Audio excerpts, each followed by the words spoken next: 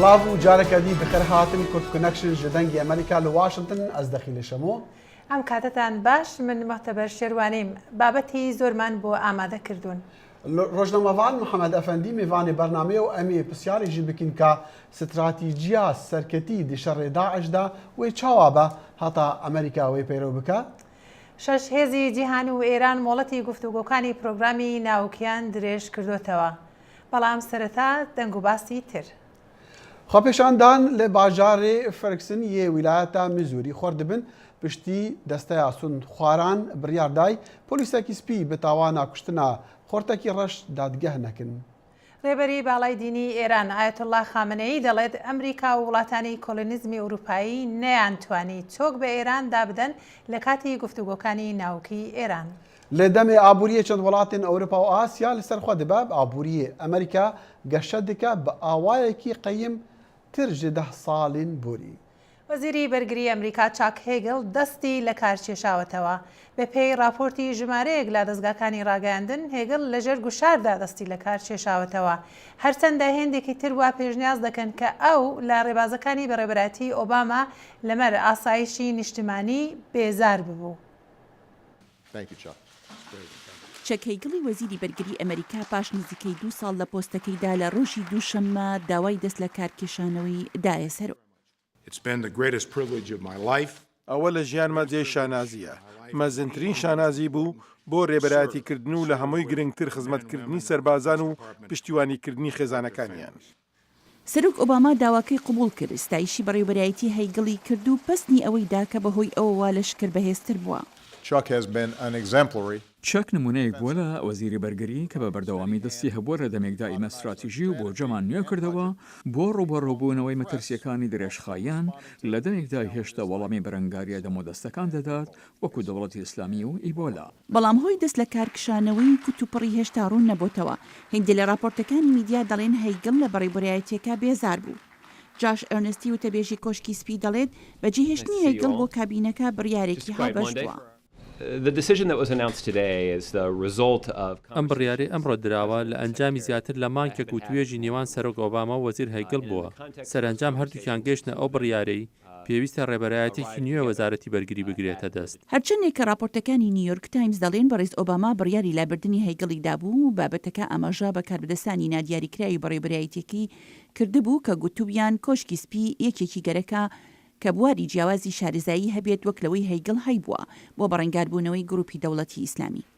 ئەلبەتە فاکتەرێکی تر ڕەنگە شکستێنانی ئەم دوایەی پارتی سەرۆک بێت لە هەڵبژاردنەکاندا. بەڵام سەرا بێزاریەکان لە واشنگتن هەیگڵ پەیوەندیەکی باشی لەگەڵ هێزەکانی هەبووە. ئەو سەربازە دێرینەی ڤیەتنام یەکەم سەربازی دێرینی شەڕی ئەمریکایە کە بە وەزیری بەرگری دەست نیشان بکرێت.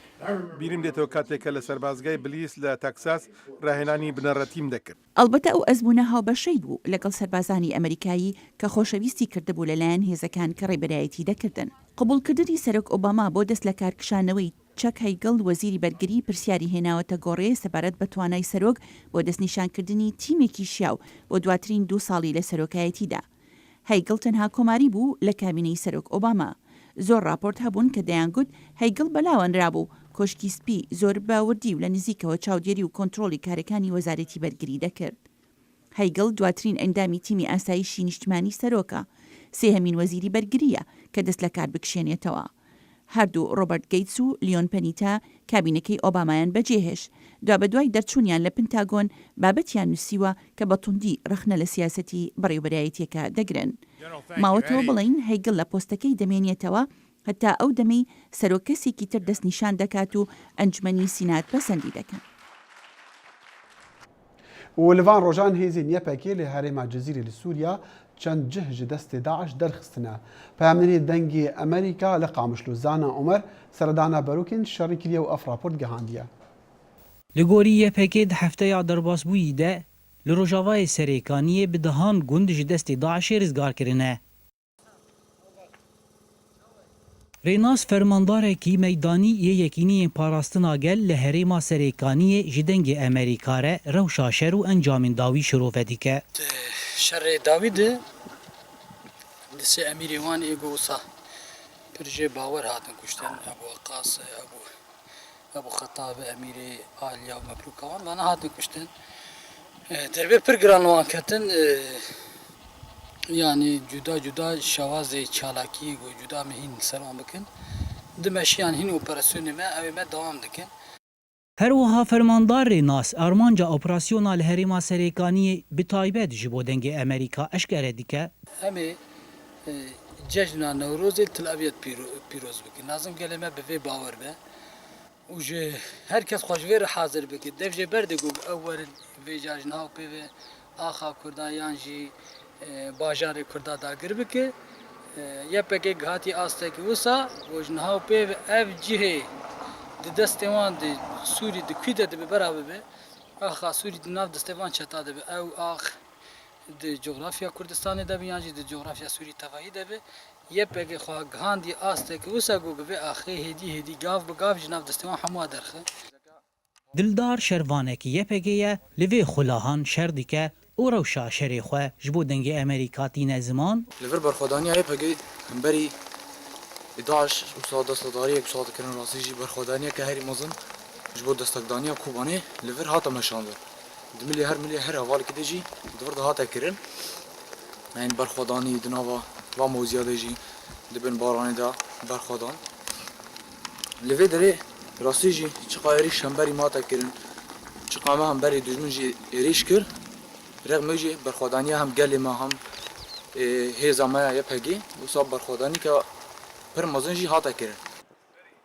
Tevê giraniya şer li herêma serêkaniyê fermandarê nas dibêje got balafirên Emerîkî bi êrişin ezmanî li cebheya serêkaniyê pêk nanîne.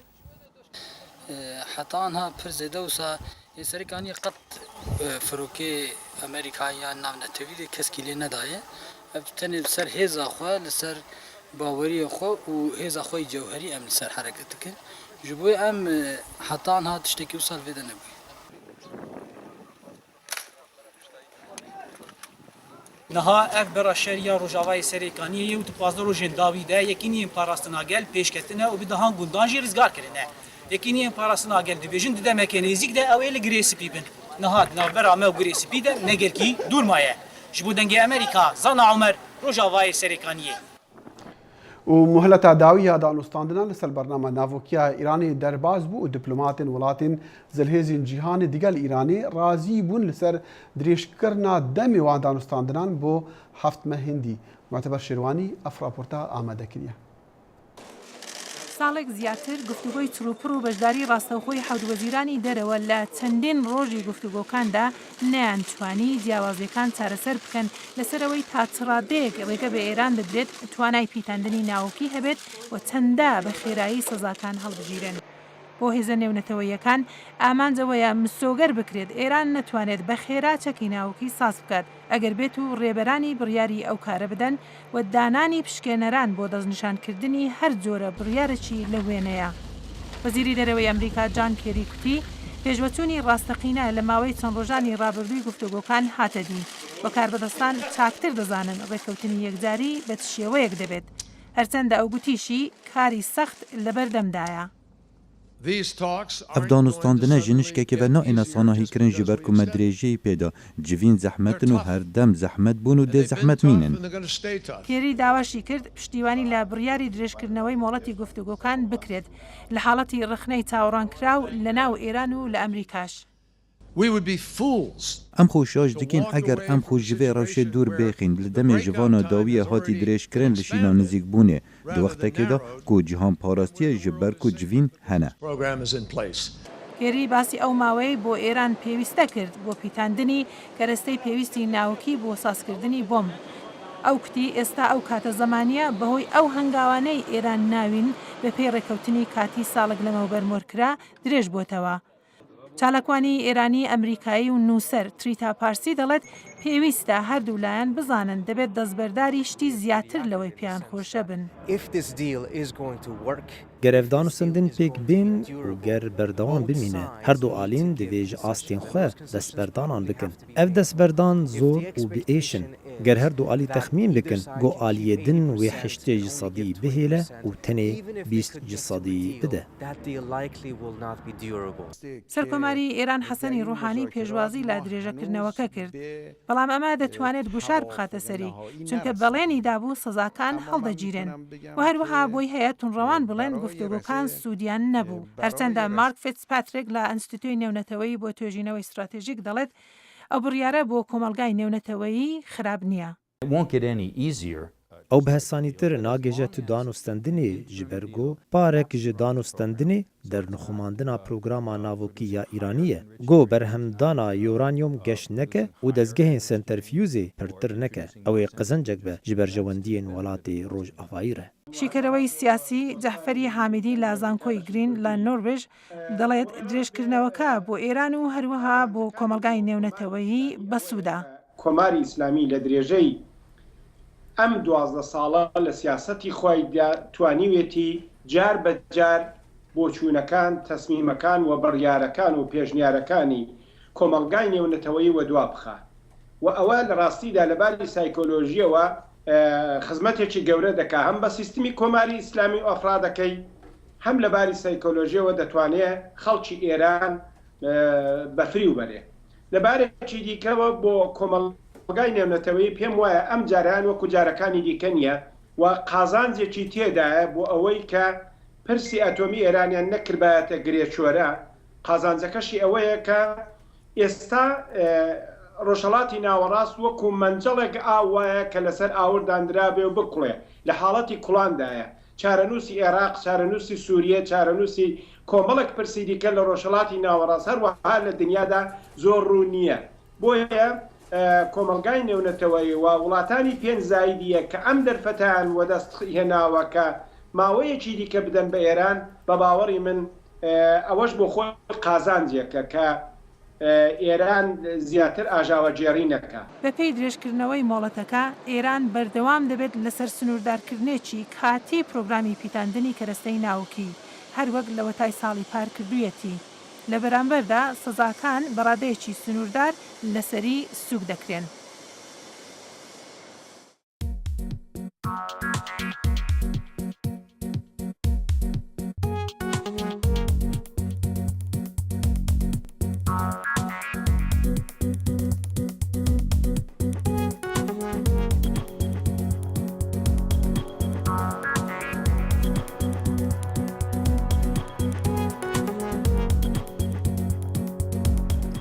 وەزیری دەرەوەی ئەمریکا دەڵێت وڵاتی یەکگرتووەکانی ئەمریکا دەبێت بە قوڵی بەردەوام بمێنیتەوە لەسەر ڕۆڵی لە هەرێمی ڕۆژهەڵاتی ناوەڕاست چونکە کاریگەری ڕاستەوخۆیان لەسەر ئابووری و ئاسایشی نیشتیمانی ئەمریکا دەبێت.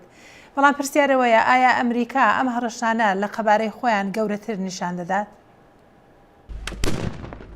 Di nav van şeşmehên dawî de ji dema roxandina gotûbêjên aştiyê di navbera İsraîlî û Filistiyan de asta tundutujiyê li kenara Rojava û Rojhilatê Oşelîmê zêde bûye û şerekî pêncî roj jî lê kerta Xezayê derketiye. Lêbelê Wezîrê Derveyê Amerîka John Kerry bi berdewamî li gel rêberên İsraîlî û Filistînî bi awayekî cuda kom dibe ji bo peydakirina derfeteke ji nû ve destpêkirina gotûbêjên li ser çareya du dewletan. Brêz Kerry her wiha dibêje Amerîkî nikarin xwe ji rojhilata navîn dûr bixin. We have to be پێویستە ئەم بکورانی di herêmê de bin çimkî ew bi awakî rasterast di berjewendiya parastenameya netewî û aboriya me de ye. Lê di gotarekê de ji bo kovara polîtîko şirovekarê Înstitûya Cato Justin Logan dibêje Washington giringiya rojhilata navîn mezin dike. Balkêşiya rojhilata navîn li nik Emerîkiyan nagunce li gel bandora rojhilata navîna stratêjî.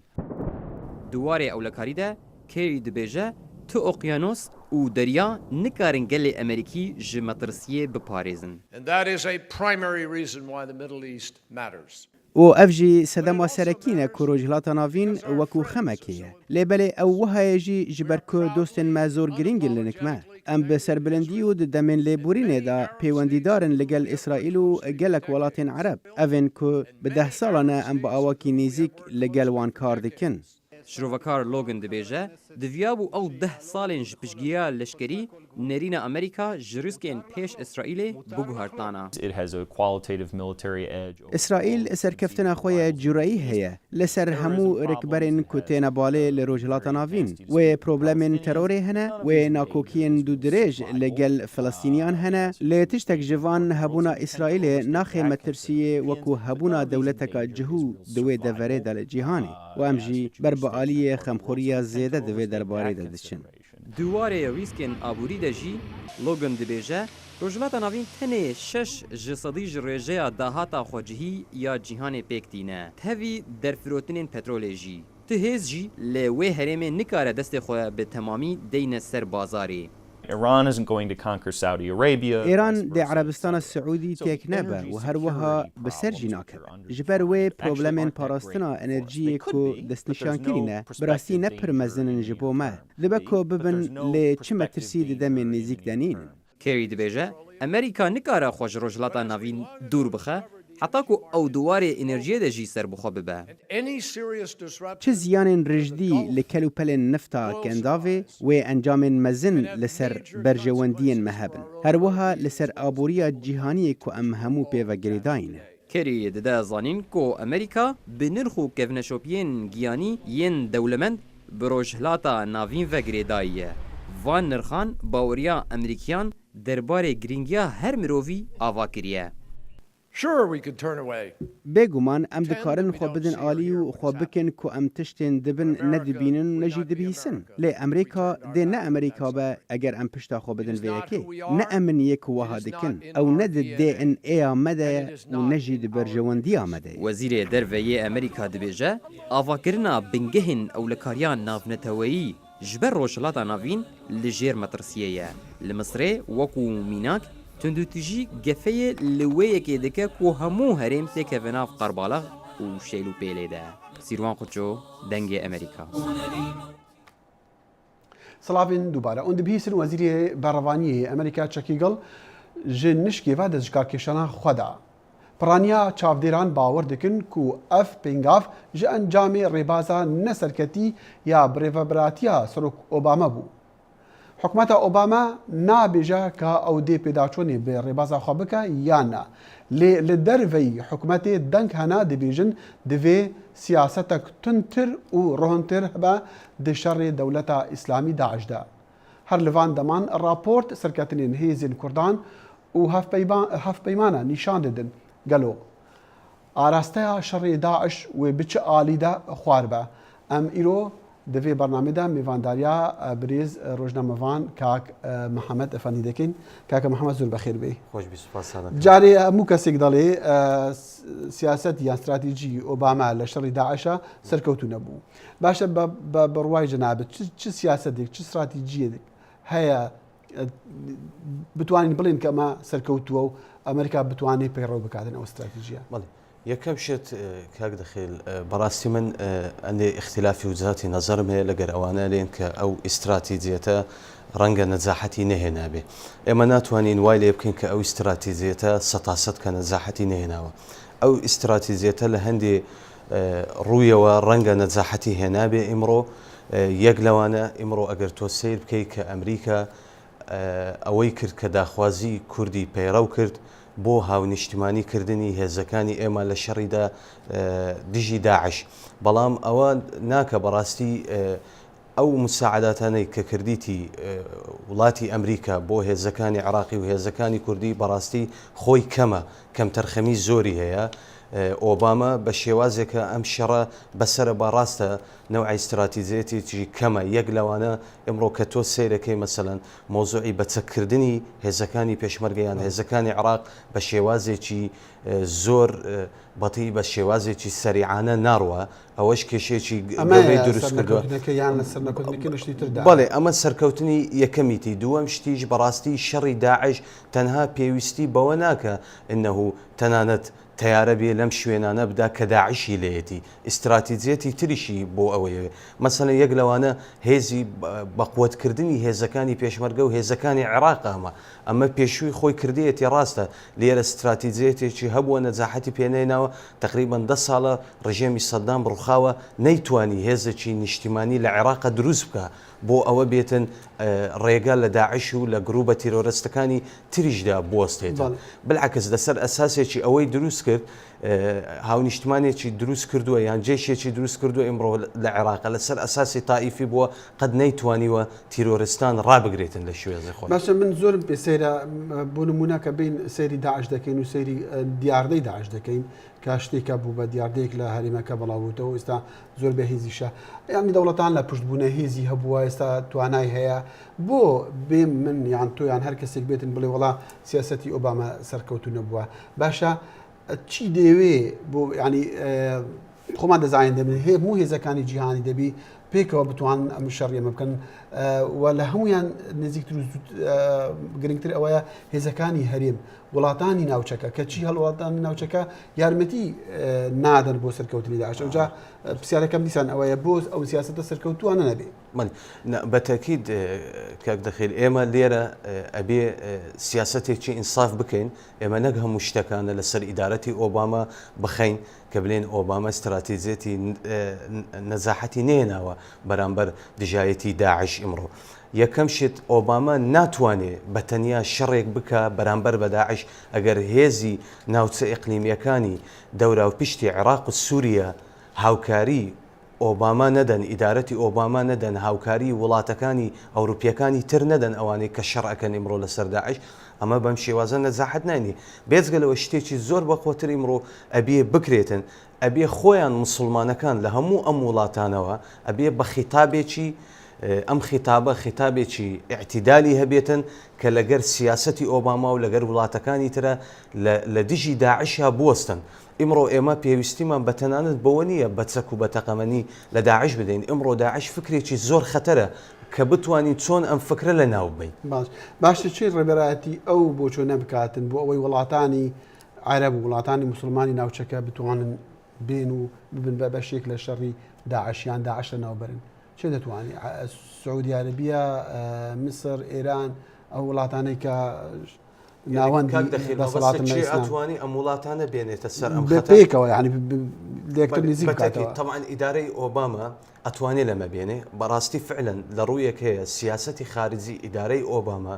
لە ڕابردووە ئیمڕۆ بەڕاستی لەم مەلەفە نەجاحەتیان نێناوە هیچ وەزیرێکی دەرەوەی ئەمریکا لەم کاتەدا نەیتوانێت نەجاحەت بەم سیاسەتە بێنێ خۆ زۆر ڕێگا هەیە ئەتوانێت زەغت لەسەر ئەم وڵاتانە بکە بە ڕێگای سیاسەتی اقتصادی بە ڕێگای سیاسەتی نفتی ئیمڕۆ هەیە بە ڕێگای بەچەکردنی ئەم وڵاتانە هێزی ئەم وڵاتانە فاتوانن ئیمڕۆ شتێکە دابڕێژێنن یانیش بتانی هەوڵ بدا لەسەر ئومەمی متحیدە یان لەسەر جەمعیەی عمومی بۆ مەجلیسی ئەمنی دووەلی ئەتوانی ئەمریکا زەختێک بکە لەسەر ئەم وڵاتانە بڵێ ئەبێ ئەمانە قەراریان بدەن یان ئەمانە دژی داعشن یان ئەمانە لەگەر داعشن بە چۆن بتانی هێزێکە دروست بکە لەم ناوچەیە کە هەموو دژایەتی داعشا بکەن نەیتوانیوە تا ئێستا تورکیا قەناعەتی بە تورکیا بەڵێ بەتاکید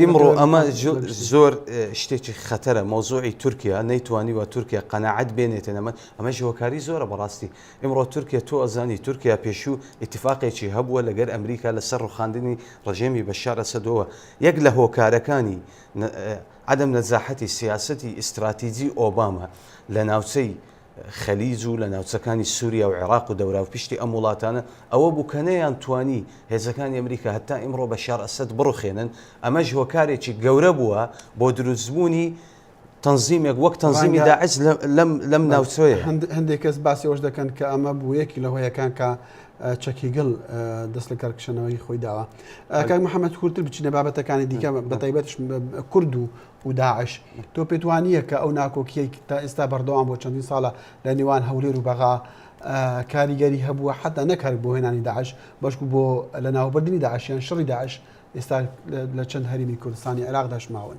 بەڵێ بەتەکید ئەوەش بووە یەک لە هۆکارەکانە بەغدا دایمان بەڕاستی بەداخەوە زۆر بەداخەوە حکوومەتی بەغدا کاتی مالیکی زۆر بە چاوێکی نزم سەیری کوردی کردووە بەڵام ئەمەش ئێمە هەموو لە ئەستۆی مالکیان نەبووە بەڕاستی ئەوەش لە ئەستۆی هێزە سیاسەکانی کوردەکانی خۆمان نەبووە هەتا ئیمڕۆ هێزە سیاسەکانی کورد بەڕاستی ئیستراتیجیەتێکی تەواویان نییە بۆ حەلکردنی مەشاکلەکان بینی هەولێر و بینی بەغدا هەر جار ئێمە تێئەگەین ئەمە قووەت نییە تۆبێ بڵێ من لە حکوومەتێکە مشارەکەتەکەم بۆ 3 مانگ پاشوی ئەگەر بەغدا جددی نەبوو لە جێبەجێکردنی مستحقەکانی خۆمانە هەرێمی کوردستان من خۆم بکێشمەوە باش ئێستا چۆنە ئێستا لەگەڵ عیبادی ئێستا لەگەر عیبادی بەڕەئی من عینی حالەتە لەگەر مالکی ئەڕۆین بدایەتەکەی ڕێگە خۆشکرە ئەکا ئیمڕۆ عیبادی چونچی لەبەر ئەوەی بەهۆی هۆکارەکانی داعش ئەوەش نەوعێکە خۆی ڕاستە نعمەت و نقمەتی هەیە و مۆزوعی داعشە ئەمڕۆ ڕێگە خۆشکەرە بۆ ئەوەی چونچی ئەوە زانێ هێزی پێشمەرگە هێزێکی بەقوەت ئمڕۆ لە لێدانی داعش پێویستی بە ئەوەیە کە هێزی پێشمەرگە پێگیری بکە ئمڕۆ هەوڵەدا بەم ڕێگە چاچی بکە بەڵام بە قەناعەتی منە عیبادیش لەسەر ئەساسی مالیکی ئەڕوا لەگەر کوردانە کاکە محەممەد زۆر سپاس زۆر سپاس کاک دەخێت زۆر سپاس ڕۆژنەمەوان محەممەد ئەفەندی میوانەی کورد کۆنەکشن بوو بینەران نزیکی 900,000 خوێندکار ژێ دەرڤەی ئەمریکا لە زانکۆین ئەمریکی دەخوێنن ئەف ژمارە یا هەری بلندا نزیکی نیڤەکاوان ژ وڵاتین ئاسیای و بە تایبەت ژی ژێ چینێ ئەمریکا پتر ژە هەر وڵاتێکی دی لە جیهانێ خوێندکارین بیانی وەردەگرا و هەر ساڵژی ژمارەوان پتر زیدە دەبا مە راپۆرتێک ژێ خوێندبگەهین ئەمریکی هەیە راپۆرتێکی نوێی یانەستیتۆی پەروەردە و فێرکردنی نێونەتەوەی دەڵێت کە لە ساڵی خوێندنی 2013 بۆ 2014 زیاتر لە 886,000 خوێندکاری بیانی لە ناوەندەکانی خوێندنی باڵا لە ئەمریکادا ناونووسیان کردووە کە لە چاو ساڵی پێشتر 8% زیادی کردووە. ئێستا لە چاو 10 ساڵی ڕابردوو دوو هێندە خوێندکاری نێونەتەوەیی لە ئەمریکادا هەن. ئەو ڕەوتە تا ڕادەیەکی زۆر لەبەر هاتنی خوێندکارانی پلەی باکلاڕس لە چینەوە زیادی کردووە. لە ئەمریکا ئەو سەنگە لەسەر دانوستاندنên دوانێدا دادنن یان لەسەر بوچوونە تا وشیانên داڕشتنا بیر و بوچوونە لەگەل ئێکودو وەکو پرۆفیسۆریان مامۆستا ئەvەیە ئەو دەستوردارە ku dixwazin divê ezmonêda bibînin.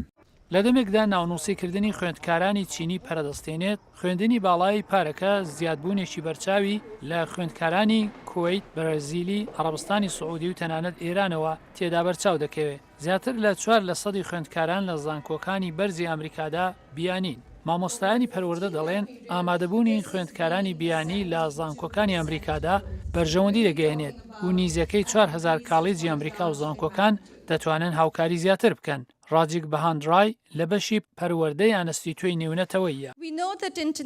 ئێمە دەزانین کە خوێندکارانی بیانی بە شێوەیەکی بەرچاو ڕۆڵیان لە پۆلەکان و لە بنکەکانی خوێندنی ئەمریکایی هەیە ئەویش لە ڕێگای خستنە ڕووی ڕوانگەکانی جیهانی خۆیان و یەکدانەوەی نێودەوڵەتیان بۆ ئەو خوێندکارانی ئەمریکایی کە هیچ کات هەلی ئەویان بۆ نەرەخساوە لە دەرەوەی وڵات بخێنن. ناونووسیکردنی خوێندکارانی دەرەوە هەروەها یارمەتی بە ئابووری ئەمریکاش دەگەێنێ. ئەم ساڵ ئابوووریەکەمان لەسەر ئاستی خوجەیی ویلایەت و ئاستی نیشتیمانی لە ڕێگەی دانی خەرجی خوێندن و خانوبەرە و خەرجیەکانی ترەوە 27 ملیار دلار قازاجی کردووە. وەزارەتی دەرەوە وەزارەتی پەروەردە و فێرکردنی ئەمریکاش برەوی بە خوێندن بۆ خوێندکارانی ئەمریکا لە دەرەوەداوە. پێمان وایە خوێندن لە دەرەوەی وڵات توانایی پێشبڕکێکردنی ئەمریکیەکان زیاد دەکات لە ڕێی فێربوونی خوێندکارانی ئەمریکایی بۆ زمانی تر و هەروەها ڕوانگەکانی هەرێمی و جیهانیان بەهێزتر دەکات کە پێویستە بۆ ئەوەی لە سەدەی 21ەمدا سەر بکەون. دەوری 290,000 خوێندکاری ئەمریکا لە ساڵی 2012 بۆ 2013 بۆ خوێندنی ماوەی کورد چوونەتە دەرەوە. ئەوروپا و بەتایبەتی بریتانیا هەروەها ئەو وڵاتانان کە خوێندکارانی ئەمریکایی سەردانی دەکەن. بەڵام راپۆرتی ئەم دواییەی ناسراو بە دەرگای ئاواڵە نیشان دەدات کە ئێستا خوێندکاری زیاتر بۆ وڵاتەکانی ئەمریکای لاتین و چین دەچن. چین وڵاتی پێنجەمە کە میوانداری خوێندکارانی ئەمریکایی دەکات کە ژمارەیان لە 14,000 خوێندکار زیاترە. لە دەمێکدا زانکۆکانی ئەمریکا درێژە بە سەرنجڕاکێشانی کەسانی گەنج لە هەموو جیهانەوە دەدا پێکگۆڕینەوەی خوێندکار لە نێو وڵاتانی دیکەشدا هەروە لە پەراسەندندایە.